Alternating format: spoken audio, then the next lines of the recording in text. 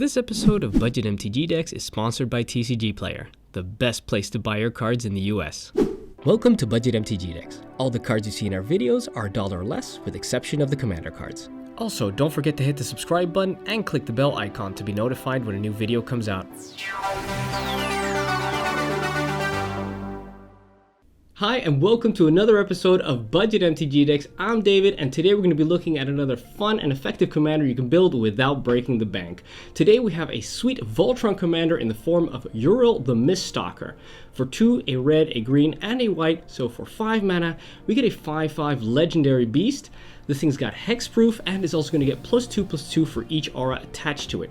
So the strategy of this deck is very simple, very straightforward. We're going to be ramping into our commander by playing a lot of mana dorks and enchantments that ramp.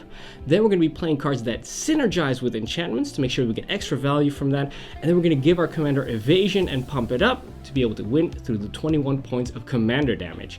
The deck is also pretty affordable. The commander itself comes into a little bit over $8 and the rest of the deck a little bit over $22, which means that the deck comes to around $30 for the entire deck that includes the land and the commander. Now let's have a look at all the cards grouped by category. We divided the synergy cards into evasion cards, enchantment cards, and combat cards, which means these are the cards that synergize or give evasion for our commander, cards that synergize with enchantments, and cards that synergize with the fact that we want to have a lot of combat steps.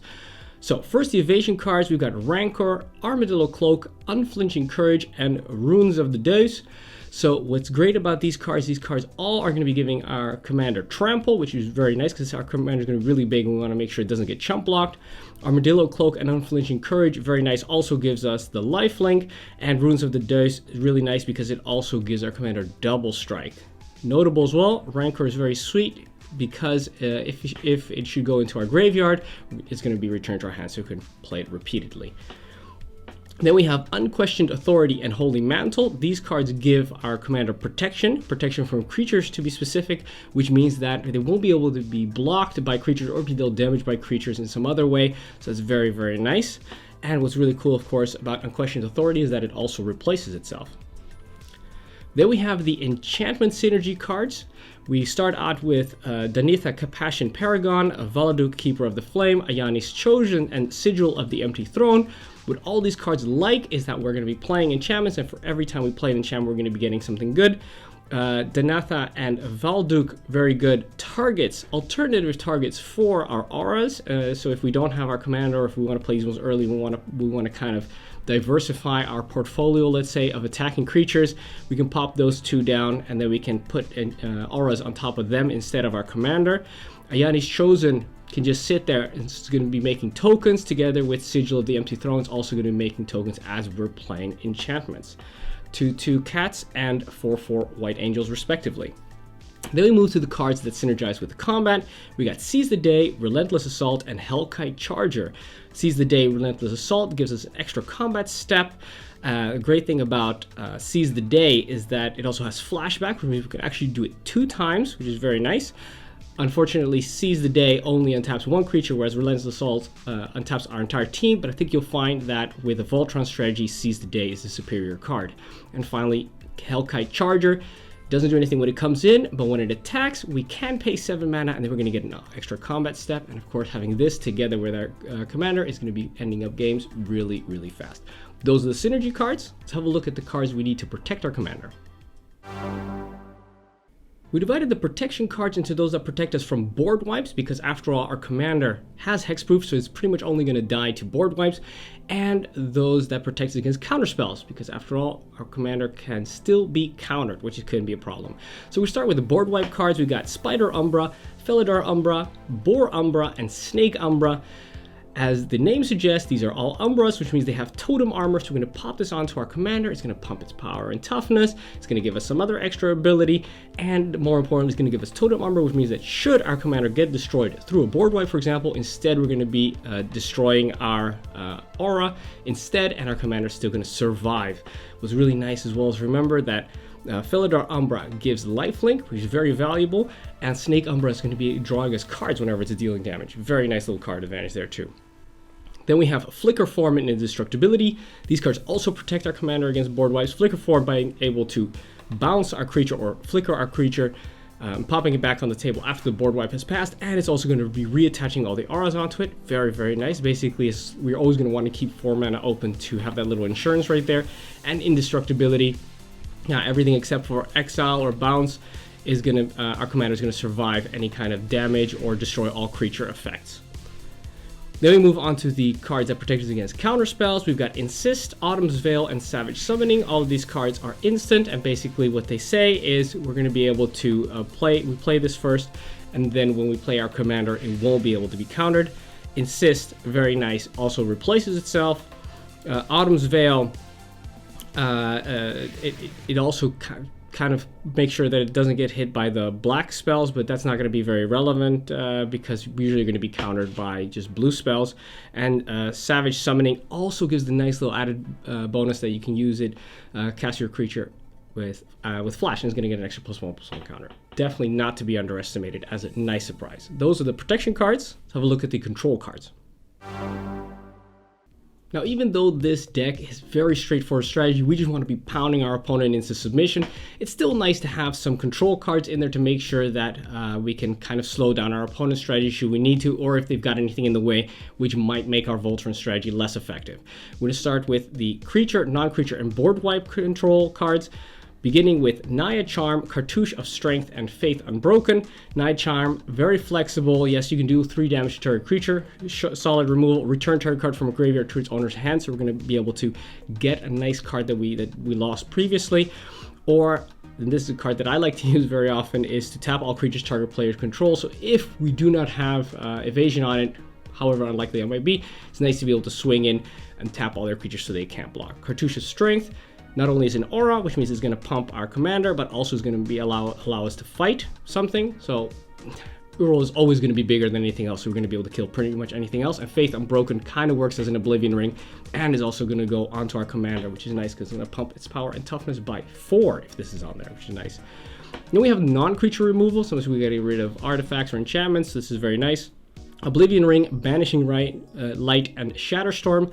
Meblvion Ring, Banishing Light, very useful. I mean, there are enchantments as well, which means it's got great synergy in this deck. Come in, basically gets rid of anything because it exiles it.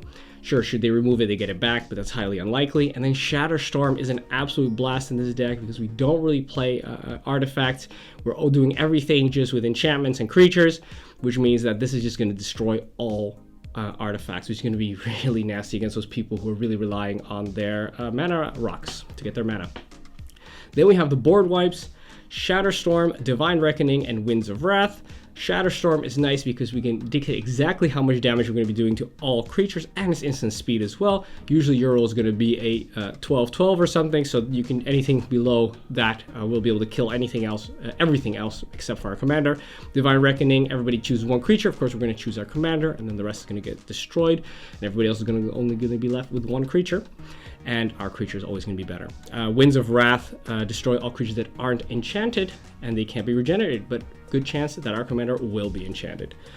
Then we go to the last of the board wipe cards, and that is Hour of Devastation, Chandra's Ignition, and Inside Rebellion. Hour of Devastation is going to do 5 damage to all creatures and planeswalkers, and the great part about this is that Uril, even though it is a 5/5, as soon as it's going to get enchanted by anything at all, it's going to be out of range of this card. Chandra's Ignition, we've got very few creatures. We're going to have maybe a few. Uril's always going to survive that. Even if we've got a couple of mana dorks, the mana dorks will die, but Uril will always survive, and it's pretty much going to kill everything else. Inside Rebellion, exactly the same thing. Oh, sorry, that's the other way around. Inside Rebellion is the one that's going to be doing all damage to their creatures and the player equal to the number of creatures they got, so Uril will survive that, and Chandra's Ignition is going to have Uril deal its damage to each other creature and each opponent. So switch those around. That is it for the control cards. Let's have a look at the card advantage cards. We divided the card advantage cards into 3 categories: those that just give us straight up draw, recursion, so getting stuff back from our graveyard, and tutor cards, so we can search for stuff. We're going to start with Satyr Enchanter, Mesa Enchantress, and Eidolon of Blossoms. All of these 3 cards are creatures, and whenever we play an enchantment, we're going to draw a card. Added benefit is that Eidolon of Blossoms is an enchantment creature itself, so when it also enters the battlefield, it's also going to be drawing a card from itself. Then we have a Colossal Majesty, Triumph of Ferocity, and Drum Hunter. The first 2 make sure that if we have a big creature, we're going to be drawing a card. at the beginning of our upkeep, and Drum Hunter is going to be doing that at our end step. And pretty much we're always going to have, as long as we have our commander, this thing's always going to trigger at a benefit of Drum Hunters that is also kind of mana ramps us, which is pretty sweet. Then we move on to the recursion cards. We got Auramancer and Monk Idealist. These come in, allow us to get back an enchantment from the graveyard back to our hands. There's lots of auras. We got some solid regular enchantments as well. So whatever's the best thing, we're going to get that back and be able to replay it. Then we have Faith's Reward and Tiana Ship's Caretaker.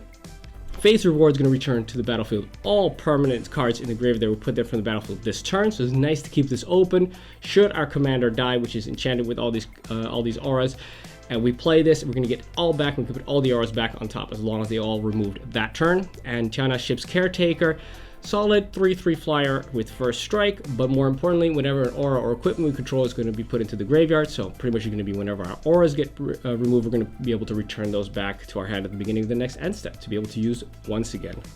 Then we have the Tutors, Heliod's Pilgrim, and Totem Guide Heartbeast. These guys come in, we're going to search for an aura, reveal it, put it into our hand, then shuffle our library. Very simple. They're pretty much the same, except for the fact that the bodies are different.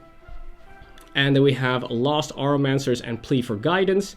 Lost Auramancers is gonna be a 3/3 with Vanishing, so when it comes in, as long as it died because of the Vanishing, let's say, we're going to be able to look for an enchantment card and then put it into play. So it's nice, it cheats it into play. Not only does it tutor it, but also cheats into play.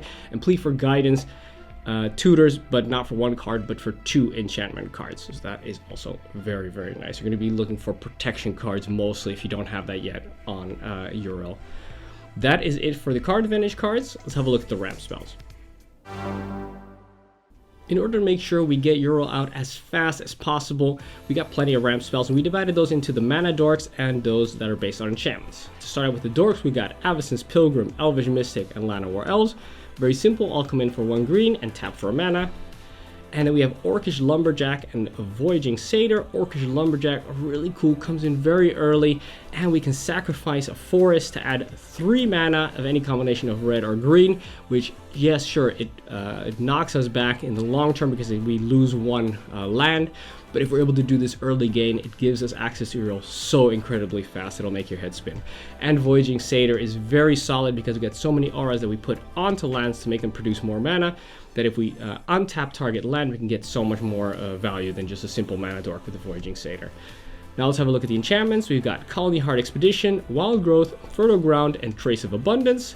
Colony Heart Expedition, nice, just a regular enchantment comes in, lands come in, and as soon as 3 have entered, we're going to sack it, and we're going to get 2 lands, put them on the battlefield tapped.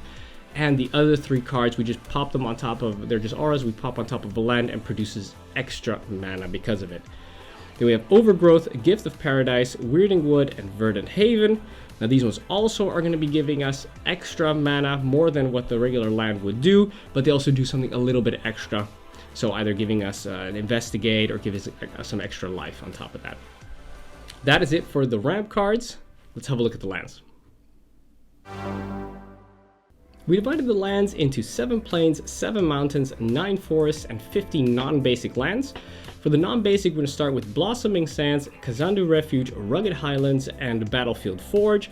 The first 3 come on in, tapped, give us 2 different kinds of mana, but it's also going to gain us a life. Battlefield Forge doesn't come in tapped, and it deals damage if we want to color. Then we have Jungle Shrine, Gateway Plaza, Rupture Spire, Transguild Promenade, and Opal Palace. These ones all give us all 3 colors that we require. However, with some caveats right there, and the Opal Palace is really cool because if we use it to cast our commander, it's also going to come in with a +1/+1 counter on it. And then we have Naya Panorama, Terramorphic Expanse, and Evolving Wilds, and these cards we can sack to go search for a basic land, put it onto the battlefield tapped. And then we have Rogue's Passage, Skarg the Rage Pits, and Sunhome Fortress of the Legion, all synergize really well with the Voltron strategy. Rogue's Passage, of course, making our commander unblockable. Skarg the Rage Pits giving our commander Trample, which is the evasion, and Sunhome giving our commander Double Strike, which ends the games extremely fast. That is it for the lands. Let's have a look at 2 example starting hands. Here we see 2 example starting hands. In the first example, we've got some enchantment-based ramp, something to protect our commander, and something which is going to be drawing us cards in the long term. And then finally, the Runes of the Dose is going to be our finishing card, because if we pop this down on our commander, it is essentially going to be able to do 14 damage per turn, which means it's going to be a 2-hit kill. In the second example, we've got Mana Dork based ramp. We've got also draw in the form of the Satyr enchantment, something to protect our commander and something to give our commander evasion in the form of Unquestioned Authority.